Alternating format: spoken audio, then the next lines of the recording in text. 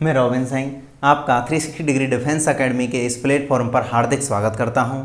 जैसा कि आप जानते हैं आज 12 जुलाई और फर्स्ट शिफ्ट का एयरफोर्स का एग्ज़ाम था। 12 जुलाई शिफ्ट फर्स्ट। अगर मैं बात करने लगूं 12 जुलाई शिफ्ट फर्स्ट का एग्ज़ाम था, तो आज मैं एग्ज़ाम के बारे में एनालिसिस करूंगा और जितने भी स्टूडेंट सिर्फ एग्ज़ाम के बारे में एनालिसिस नहीं करूंगा, इससे आगने वाले एग्ज़ामों में अभी 12 से 18 जुलाई तक एग्ज़ाम होंगे और आगे आने वाले स्टूडेंटों के लिए क्या एडवाइस, उन्हें कैसे पढ़ना है, एग्ज़ाम के पैटर्न के हिसाब से उन्हें क्या करना चाहिए, इन सभी चीज़ों के बारे में मैं आपके लिए इस वीडियो में बताऊंगा। तो सबसे पहले तो मैं एग्ज़ाम को देख लेता हूं और एग्ज़ाम के बारे में मैं बिल्कुल आपको सत्य बताऊंगा, जो भी डिज़र्व होता है और जो भी क्वेश्चन आए हैं उनके बारे में बताऊंगा और एग्ज़ाम की कट ऑफ क्या रहेगी इस पेपर के हिसाब से वो भी मैं आपके लिए बताऊंगा। और बस बने रहिएगा इस वीडियो में 360 डिग्री डिफेंस एकेडमी। अब मैं बात करने लगूं 12 जुलाई के एग्ज़ाम के बारे में। कुछ क्वेश्चन होगी, तो पहले तो आप क्वेश्चनों का लेवल देखिए। क्वेश्चनों के लेवल के आधार से आपको पता पड़ जाएगा कि पेपर की कट ऑफ क्या रहेगी। अगर मैं पिछली बार भी लॉकडाउन में यही हुआ था, एप्सिलॉन नॉट वैद्यशीलता की विमा, एप्सिलॉन का मान पूछा था 8.82 10 टू पावर -12। अब देखो 8.82 10 टू पावर -12 इसका जो मान होता है, एटलीस्ट इसका कम से कम मात्रक तो पूछ लेते। कई बार मान तो सबको याद रहता है। एप्सिलॉन नॉट निर्वात की वैद्यशीलता, इसका मान एप्सिलॉन नॉट की आपसे वैल्यू पूछी थी। एप्सिलॉन नॉट की वैल्यू जो कि बहुत ज़्यादा ईजी है, तो कम से कम ये तो होना चाहिए कि थोड़ा सा अच्छा पूछना चाहिए, पर कोई बात नहीं, चलो ठीक है। एप्सिलॉन नॉट की बीमा पूछी। इसके बाद भी बहुत सारे क्वेश्चन हैं, जैसे जनरल, एक भी क्वेश्चन आपकी कॉपी से बाहर नहीं है, ये मेरा आपसे वादा है। एक भी क्वेश्चन कॉपी से बाहर नहीं है। कोई भी स्टूडेंट हो तो ये बता दो कि सर ये क्वेश्चन कॉपी से बाहर आए। किसी ने लेक्चर्स पूरे नहीं लिए हों तो मैं कह नहीं सकता, लेकिन एक भी क्वेश्चन आपको कॉपी से बाहर नहीं मिलेगा। अब देखो, मैं जो भी क्वेश्चन आ रहे हुए हैं उन्हें मैं आपको बताने वाला हूँ। अब देखो, सबसे पहले ये आया था, हमने इनके ग्राफ बताए थे। ये होती है चुंबकीय क्षेत्र की, जैसे हम मानते हैं ना जाई, जिसको हम बोलते हैं कि चुंबकीय प्रवृत्ति बोलते हैं, और वह ताप के व्युत्क्रमणुपाती होती है। वो क्या है, जाई के में कौन सा संबंध सही है। जाई जो होती है वो सिर्फ किसके लिए होती है, लौह चुंबकीय पदार्थों के लिए और अनुचुंबकीय पदार्थों के लिए। अगर मैं बात करूँ अनुचुंबकीय पदार्थों के लिए किसके व्युत्क्रमणुपाती होती है, टी के व्युत्क्रमणुपाती होती है। तो ये तो मैंने क्लास में स्पष्ट रूप से कराया है। एक आया है शैथिल्य लूप। अगर बात करने लगूँ शैथिल्य लूप, इसी से दो क्वेश्चन आ गए। चुंबकीय क्षेत्र से क्वेश्चन आए 3। और देखो शैथिल्य, ये तो जाई ताप के व्युत्क्रमणुपाती होती है। शैथिल्य लूप किसको रिप्रेजेंट करता है, ऊर्जा हानि को, लॉस ऑफ एनर्जी, ऊर्जा हानि को व्यक्त करता है। ये भी बहुत ज़्यादा आसान था। निग्राह्यता वगैरह ये सारी चीज़ें, लोह स्थायी चुंबक बनाने के लिए कितने, जो ये सारा बहुत ज़्यादा इजी पेपर था आपको बात करने लगे तो। और देखो कितना हमने तो इस टाइप के क्वेश्चन कराए क्लास में, मुझे तो अभी भी ध्यान है। डबल सर्कल, कई बार तो हमने ट्रिपल सर्कल कराए कि इस टाइप से आई धारा बह रही है। और मैंने जस्ट डिटो क्वेश्चन स्टूडेंट को खड़ा करके पूछा था क्लास में कि यदि ये वृत्त की त्रिज्या कितनी है, r है, यदि इसकी त्रिज्या r/2 कर दिया, इसमें धारा I है, तो यदि इसकी धारा 2I कर दी जाए। इस टाइप से मैंने क्लास में खड़े करके डेटो क्वेश्चन पूछे थे। सभी स्टूडेंटों को याद होगा। B बराबर इसका जो केंद्र पर चुंबकीय क्षेत्र होता है वो होता है μ0 Ni/2r। तो μ0 Ni/2r की बात करूं तो B जो होता है वो इनडायरेक्ट प्रोपोर्शनल किसके होता है, r के। यदि इसकी दूरी कितनी कर दी जाए, त्रिज्या कितनी कर दी जाए, r/2। यदि मैं इसकी त्रिज्या r/2 कर दूं तो चुंबकीय क्षेत्र जस्ट कितना गुना हो जाएगा, 2b 2 गुना हो जाएगा। त्रिज्या की व्युत्क्रमणुपाती है, त्रिज्या आदि कर देंगे तो चुंबकीय क्षेत्र 2 गुना हो जाएगा। और देखो कुछ क्वेश्चन जो कि फिजिक्स में मैं आपको बताने वाला हूं, बहुत ज़्यादा इजी क्वेश्चन है। एक भी क्वेश्चन आपके कॉपी से भी बाहर नहीं है। और मैंने जो आपसे कही थी कि देखो, ये मेरा अगला जो क्वेश्चन है वो है 0 डिग्री सेल्सियस से टेम्परेचर 20 डिग्री सेल्सियस कर दिया जाए। यदि पानी का टेम्परेचर 0 डिग्री सेल्सियस से 20 डिग्री सेल्सियस कर दिया जाए तो पानी पे क्या प्रभाव पड़ेगा। और इसका तो ग्राफ हमने सबसे पहले बनाया है। डिग्री का जो 4 डिग्री सेल्सियस पे पानी का घनत्व क्या होता है, सबसे अधिक, और वॉल्यूम जो होता है 4 डिग्री सेल्सियस पे पानी का घनत्व का ग्राफ, ये मैंने खूब बताया था। मछलियों वाली कंडीशन भी बताई थी, ध्यान होगा आपको। और ये तो घनत्व का ग्राफ होता है। और वॉल्यूम का ग्राफ जस्ट कैसे होता है, उल्टा। नोट्स उठा के देखो, मैंने डिटो क्वेश्चन यही कराया है क्लास में कि यदि 9 डिग्री सेल्सियस से पानी का ताप 3 डिग्री सेल्सियस कर दिया जाए तो पानी के आयतन और घनत्व, तो मैंने दोनों बताए थे, घनत्व पर क्या प्रभाव पड़ेगा। डिटो क्वेश्चन ये क्लास में कराया सेम इसी टाइप का कि 9 डिग्री सेल्सियस से 3 डिग्री सेल्सियस कर दिया जाए तो पानी के घनत्व और आयतन पर क्या प्रभाव पड़ेगा। ये आया है 0 से 20 डिग्री सेल्सियस कर दिया जाए तो सब जानते हैं कि 4 डिग्री सेल्सियस पर घनत्व पानी सबसे अधिक गाढ़ा होता है तो आयतन सबसे कम रहेगा। यदि मैं 20 डिग्री सेल्सियस की बात करने लगूँ, यहाँ कोई टेम्परेचर 20 बनेगा, यहाँ 0 है तो यहाँ क्या बनेगा 0 डिग्री, 20 से कितना कर दिया जाए 0 पे तो बर्फ जम जाती है दोबारा। तो पहले तो वॉल्यूम में क्या होगी, पहले तो वॉल्यूम में गिरावट होगी, बस उसके बाद वॉल्यूम बढ़ेगा। 20 डिग्री सेल्सियस से 4 डिग्री सेल्सियस तक तो क्या होगी वॉल्यूम में गिरावट, और फिर दोबारा वॉल्यूम बढ़ने लग जाएगा। और हमने ये भी बार बार बताया है कि बर्फ का आयतन जो होता है ना पानी के आयतन से अधिक होता है, क्योंकि बर्फ के अंदर अंतराकाशीय हाइड्राइड रिक्त स्थान होते हैं। अब देखना और भी बहुत सारे क्वेश्चन जो कि बेहद इजी हैं और एयरफोर्स के क्वेश्चन है। हम आपके लिए सब बेस्ट एडवाइस मिलेगी, ये मैं डिस्कशन करने के बाद जो भी आपको बताऊंगा वो अच्छी एडवाइस होगी। और भी देखो मेरे पास अंकित कुछ स्टूडेंट जिन्होंने क्वेश्चन भेजे, नॉर गेट का साइन आया हुआ है। देखो नॉर गेट का, ये नॉर गेट का साइन, हमने तो गेट में बहुत खतरनाक क्वेश्चन कराए थे। हमने तो ये बताए थे नॉर गेट से और कैसे बनाएं, सारे इससे गेट का उपयोग करके एकदम बड़े बड़े ग्राफ, इतने डायग्राम, इतने ये वाले इस टाइप के क्वेश्चन कराए। तो उस हिसाब से तो ये पेपर भाई कुछ भी नहीं आया, उस हिसाब से तो पेपर उसे सिर्फ इसने ये पूछा था बूलियन व्यंजक का मान कितना होगा नॉर गेट का। इसने तो हमारी बेइज्जती कर दी बिल्कुल ही, क्योंकि ऐसा लग रहा है जैसे हमने फिजिक्स क्या जनरल साइंस ही पढ़ा लेते तो ही अच्छा रहता। तो बाई बराबर A dot B, A plus B, NOR gate है, अगर ये नैंड गेट होता तो ए डॉट बी बनता। और का नॉर गेट क्या होता है, और नॉर गेट होता है आपका और गेट प्लस नॉट गेट का साइन। और का मतलब क्या होता है ज़्यादा, मतलब और ए प्लस बी, ए और बी, और इस पे के ऊपर क्या साइन आएगा नॉट गेट का, बार लग जाएगा। तो इस टाइप के क्वेश्चन बहुत ज़्यादा, सिर्फ ये बूलियन व्यंजक पूछा है नॉर गेट का, मुझे इतनी तो उम्मीद नहीं थी कि इतना सरल क्वेश्चन पूछेगा। पर ये भैया लॉकडाउन है, ये लॉकडाउन है, पता नहीं क्या चल रहा है इसमें, ये चीज़ का विशेष ध्यान रखना। इस पेपर का अगर मैं एनालिसिस करने लगूँ तो मीडियम क्वालिटी के और हाई क्वालिटी के बंदे में ज़्यादा डिफरेंस नहीं आएगा। डिफरेंस सिर्फ एक ही चीज़ का आएगा, जिसने पेशेंस के साथ पेपर दिया है उसका क्वालिफाई होना तय है।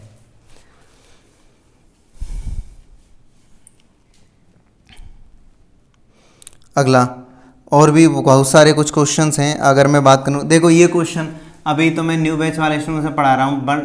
यदि किसी का कण को h ऊंचाई से गिराया जाता है, मैंने बताया था कि कण को यदि h ऊंचाई से गिराया जाता है तो लगने वाला समय सिर्फ और सिर्फ हाइट पर निर्भर करता है, और वो कितना होता है t बराबर 2h अपॉन g। मैंने एक नहीं न जाने कितने क्वेश्चन कराए, मैंने तो ये बताया था हाइट या तो वो 5 देगा या कितना देगा 20 देगा, क्योंकि उसी पे रूट सॉल्व होता है। और ये भी बताया था जब किसी कण को घुमाते, जब किसी कण को नीचे की ओर गिराते हैं तो ध्यान रखना ये t प्रोपोर्शनल सिर्फ और सिर्फ h होता है, उसका द्रव्यमान से कोई भी रिलेशन नहीं होता। एक हाइट h थी और शायद एक हाइट कितनी थी 2h, तो एक में h थी और एक में 2h थी, तो t1 अपॉन t2 बराबर h अपॉन t, तो कितना हो जाएगा आपका 1/√2, यानी 1/√2। इस टाइप के क्वेश्चन ये कुछ ज़्यादा इजी हैं।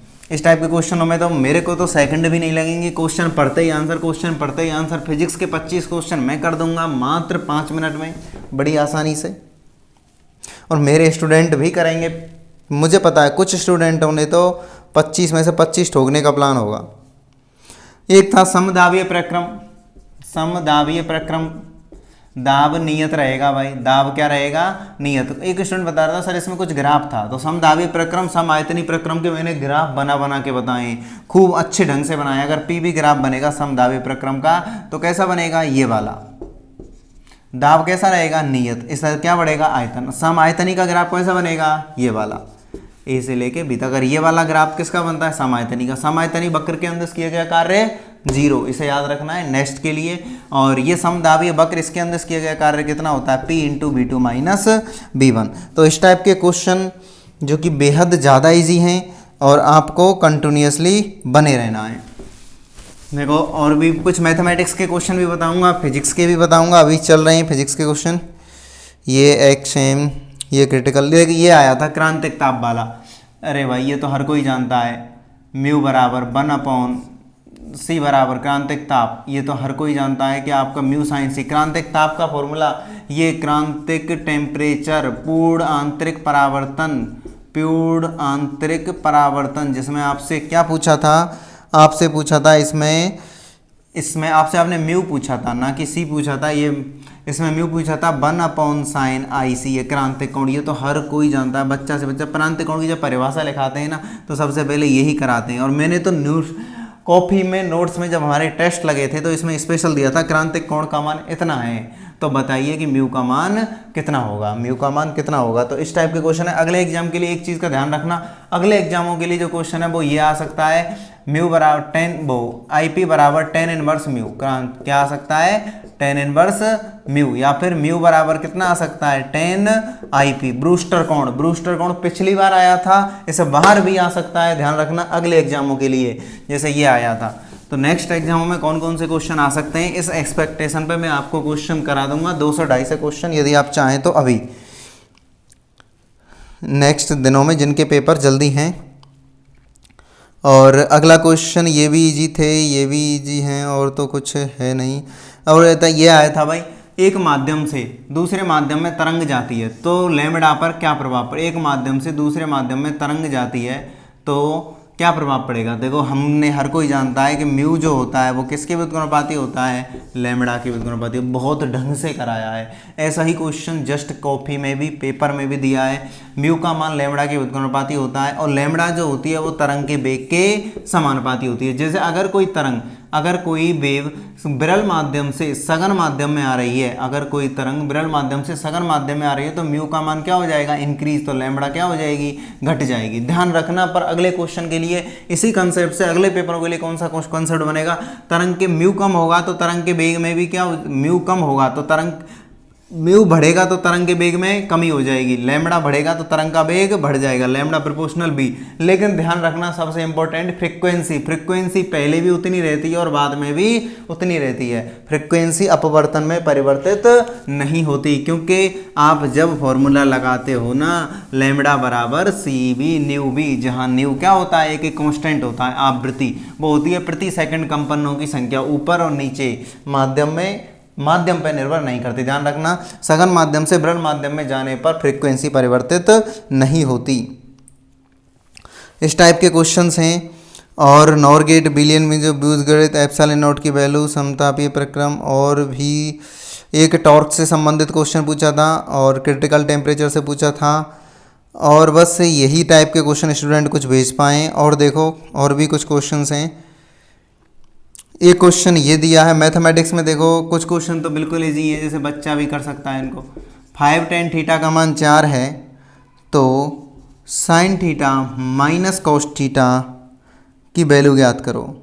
मतलब कुछ ऐसा था, कुछ sin थीटा माइनस कैसे, 5 tan थीटा 4 है, ये होगा मुझे पता है, sin theta minus cos theta sin theta plus ये होगा, ये हो सकता है। तो हम डायरेक्ट क्या करेंगे, 5 tan थीटा का मान 4 है तो sin थीटा माइनस कॉस, तो साइन इसमें cos थीटा दोनों पक्षों से क्या ले लो, कॉमन, तो ये कितना आ जाएगा tan थीटा माइनस 1, ये कितना आ जाएगा tan theta minus 1, cos common लेंगे तो tan थीटा बराबर 4/5, तो ये आ जाएगा 4/5 माइनस 1, 4/5 प्लस 1, तो 5 माइनस 1 कितना हो जाएगा, ये 5 4 माइनस 1, ये माइनस 1/5, ये कितना हो जाएगा आपका 9/5। तो यहाँ से क्वेश्चन बनेगा, आंसर आ जाएगा माइनस के 1/9। तो इस टाइप के क्वेश्चन है, ये बहुत ज़्यादा इजीएस्ट क्वेश्चन है, ये जिन्हें मैं कहूँ एक इजीएस्ट, मुझे बच्चों ने सिर्फ इतना बताया लेकिन मुझे डेफिनेट पता है यही क्वेश्चन पूछा जाता है। sin theta minus cos theta upon sin theta plus cos theta, इसे हम tan π/4 माइनस थीटा भी बोलते हैं, tan π/4 माइनस थीटा भी बोलते हैं, दैट इज इजीएस्ट क्वेश्चन। और देखो इंटीग्रेशन का क्वेश्चन कौन सा आया था, क्वेश्चन इंटीग्रेशन का, देखो इंटीग्रेशन का 1 + e⁻x × dx, ये क्वेश्चन इसी मैंने ट्रिक जो समाकलन की ट्रिक बताई थी ना, जस्ट उसी से है, डिटो क्वेश्चन है समाकलन की ट्रिक से, कहीं कोई दिक्कत नहीं है इस क्वेश्चन करने में। देखो क्या करोगे, सबसे पहले 1 + e⁻x को क्या मानोगे, t, तो मैं e⁻x dx बराबर कितना हो जाएगा, dt, e⁻x dx बराबर dt हो जाएगा। तो तुम इस इंटीग्रेशन को लिख सकते हो 1/1 + e⁻x t माना, dx का मान कितना आ गया 1/e⁻x, e⁻x को क्या लिख सकते हो तुम, e⁻x को क्या लिख सकते हो t-1, तो ये हो जाएगा तुम्हारा t-1 e⁻x t-1 dx upon dt, तो dx की जगह 1/t-1 इंटू डी टी। अब देखो वही वाली ट्रिक, डायरेक्ट ट्रिक लगाएंगे, 1/t माइनस टी। कुछ कैसे करेंगे इसे, a/b-1 b/c। डायरेक्ट कैसे करेंगे इसको, मैंने क्या कहा था 1/t है तो डायरेक्ट पहले तो लिख दो log t, t बराबर 0 रख दो तो कितना आ रहा है -1, तो minus log t plus t-1 को एक बार छुपाओ तो क्या लिखोगे log t-1। समाकलन का पार्ट फर्स्ट, सबसे पहली वीडियो है जो समाकलन की पार्ट फर्स्ट, उसे देखिएगा, 5 सेकंड लगेंगे इस क्वेश्चन को करने में। तो अगर मैं बात करने लगूँ t-1 को छुपाओ, t बराबर 1 रख दो तो ये 1 हो गया, तो आपका जो आंसर आ गया direct log t-1 minus log t, तो log t-1 upon t plus c1 answer. तो इस टाइप से अगर आप क्वेश्चन करने लगेंगे तो आपको क्वेश्चनों को करेंगे नहीं बल्कि उड़ाएंगे, और मुझे तो लगता नहीं है कि आपने 1 घंटा कैसे उस जगह पर व्यतीत किया होगा। 1 घंटे में आपने सारे क्वेश्चन बड़े आसानी से कर दिए होंगे। और भी कुछ क्वेश्चंस हैं जिन्हें मैं बताने जा रहा हूं आपके लिए, कुछ लिमिट के हैं, कुछ तो और भी ज़्यादा इजी थे। हाँ, एक ये क्वेश्चन था भाई, dy/dx का होल स्क्वायर, dy/dx का होल स्क्वायर की पावर 3/2 k इंटू d²/dx का होल स्क्वायर की कोटि एवं घात पूछी है। कितना आसान है। पहली बात तो यह है कि सबसे पहले हम पावर को रूट में कभी भी छोड़ते नहीं हैं, तो करड़ी में नहीं होनी चाहिए, तो दोनों तरफ क्या करेंगे, वर्ग कर देंगे, तो दोनों तरफ वर्ग कर देंगे तो dy/dx का होल स्क्वायर। अब ये दोनों तरफ वर्ग, ये पावर 3/2 है क्या, शायद इसने मिस्टेक कर दी होगी।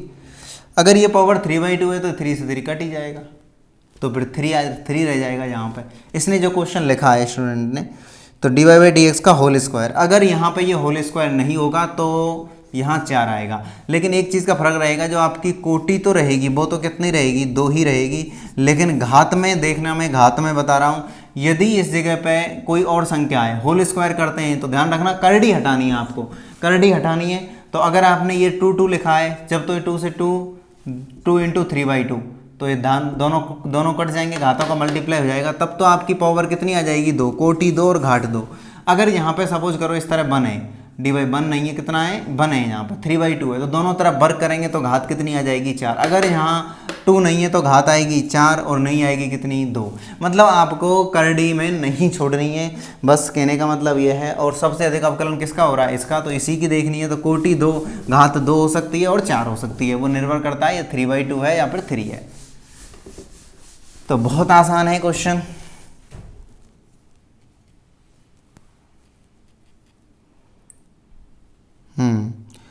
और भी क्वेश्चन हैं, cosec square X cot X minus 1, ये क्या है, कोसेक स्क्वायर एक्स का समाकलन, मजाक चल रहा है, कितनी मजाक।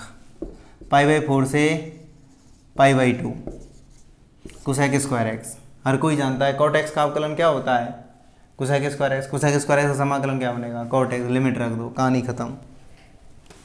अगला, और एक क्वेश्चन ये दिया है स्टूडेंट ने, देखते हैं ये सही है। n प्राकृतिक संख्याओं का योग क्या होगा। अरे भाई, n into n+1/2, everyone knows about that. हर कोई व्यक्ति इसके बारे में जानता है, प्राकृतिक संख्याओं का योगफल n इंटू n+1/2। इस टाइप के क्वेश्चन आए। और भी कुछ क्वेश्चन है, √2 √3 3x3 का मैट्रिक्स था, अभ्युत्क्रमणीय आव्य हुआ है, उसे संख्या याद नहीं है, अभ्युत्क्रमणीय। अभ्युत्क्रमणीय का मतलब क्या है कि मॉडे कितना हो जाएगा, 0, और लैम्बडा का क्या ज्ञात करना है, मान। आपने बड़ी आसानी से कर दिया होगा। अब देखो, चलो ठीक है, ये क्वेश्चन वगैरह सब ठीक है, आप कर लोगे इनको आसानी से। और कोई